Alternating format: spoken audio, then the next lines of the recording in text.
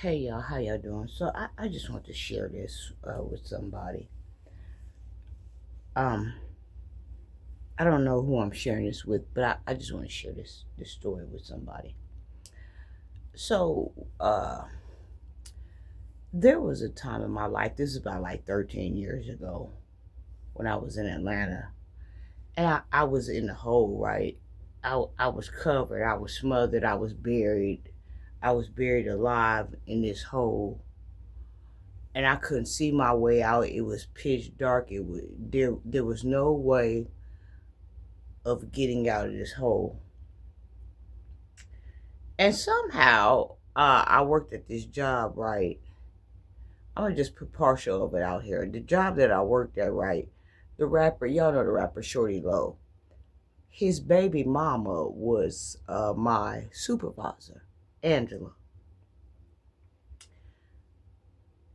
I had met this girl there. Come to find out, we lived on the same side of town and stuff like that. And she was dating a guy that was going into ministry to become a preacher, and he became a preacher. Now, I haven't spoke with them in a long time because there was some things going on. You know, when you transforming from where you come from, there's some things going on or whatever that caused us to separate on different type of levels because I didn't want to be associated with because I knew of and my family had been associated with it and I was scared of, and so we broke ties.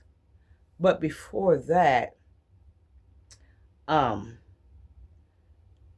I was in this dark place where there was no light and it was bricks and it was cement and it was mud and it was rocks, it was gravel, it was a landslide, it was a mudslide, it was concrete, it was brick. There was no light. There was no way for me to get out this hole. And I want to tell y'all something about this hole. I'm still in this hole, but now there's light and there's cracks and I'm getting through it, and the hole is not as dark as it was and it's not as big as it was back then. I had some things going on or whatever, and so me, the wife, and the husband and another friend, we went out to people's houses and spoke with people, to get people in church because he was just now getting started trying to get himself together, whatever, whatever. So we went, knocked on doors, put Bibles out, we testified, we knocked on doors and we got people together. People was hanging outside their houses that was stressed out, that was drinking. I never forget, people was walking up and down the street. We was stopping everything coming. And when we stopped them I remember we stopped this man. He looked hard as a brick. He looked like not Memphis Bleak, but that was Benny Siegel. He looked it hard like that. I thought he was gonna kill us. He was dealing with so much pressure, and we stopped him and we talked to him and we prayed over him. You know, oh my God, we prayed over him in front of the house, and then he started softening up and telling us what was going on. We knocked on another door and we talked to a lady. Her clothes wasn't up to par, and she was a lady of the night, and she was out on drugs, and the preacher was telling her, to come to church, and he said, people talking about you. He was looking at her, he said, people talking about you, and people whisper about and that woman said, how you know? How you know? How you know? We was just coming through there, to get him in church on Sunday. I ain't gonna lie. Because on Sunday the preacher get the bigger payout, for what he can bring in there. At the time, I didn't know this, but I'm doing the Lord's work. And so we got the people that we worked to get up in the church through the week. We got them in there on that Sunday. So that Sunday, I came to church because I wanted to witness what I had done. You know what I'm saying? And what we had done as a team. The people that was stressed out, that was going through things, the people that was broken, the people that was on drugs, and the people was this and that. We got them up in the church. So Sunday, I wanted to witness. But not only did I want to witness, I wanted prayer for myself as well because, see, I was wounded. I was wounded. I was going through some things. I was stuck in this hole. but I wasn't that stuck that I could help other people that had, that wasn't so far away from the whole get out of it. So I went that Sunday.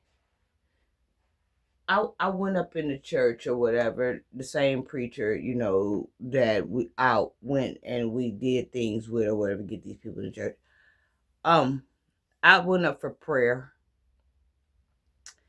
and he told me, he said, listen, he said, whatever you're going through, he said, no matter what it looks like, no matter what it feels like, no matter what it's doing, in so many words, keep going. And at the time, I couldn't see my way out of that. It was, oh boy, it was so deep. I couldn't see my way out of it. But I didn't understand at the time he was planting a seed.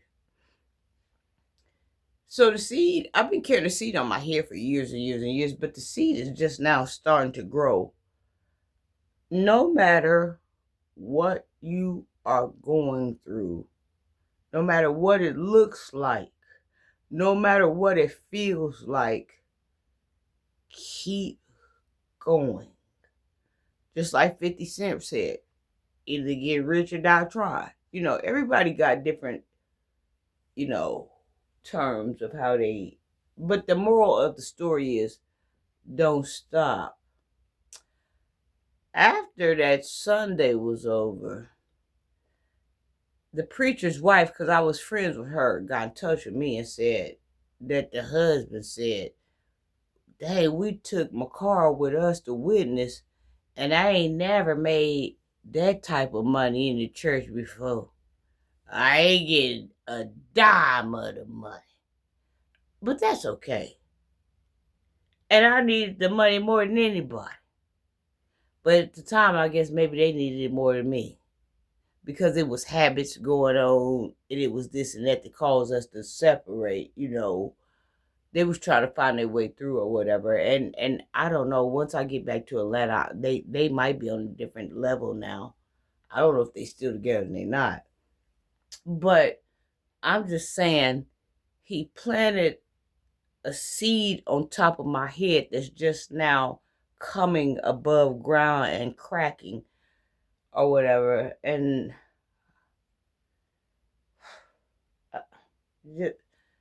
no matter what you're going through, no matter what it looks like, no matter what it feels like, even if you think you ain't gonna ever be able to find your way out of it, keep going. I'm still dealing with that same hole that he preached over my head, but it's so much lighter now. I got so many different ways to get out now and maneuver, and so different. I'm almost about a year and a half out from eternal breakthrough of it. I love you. And this was 13 years ago.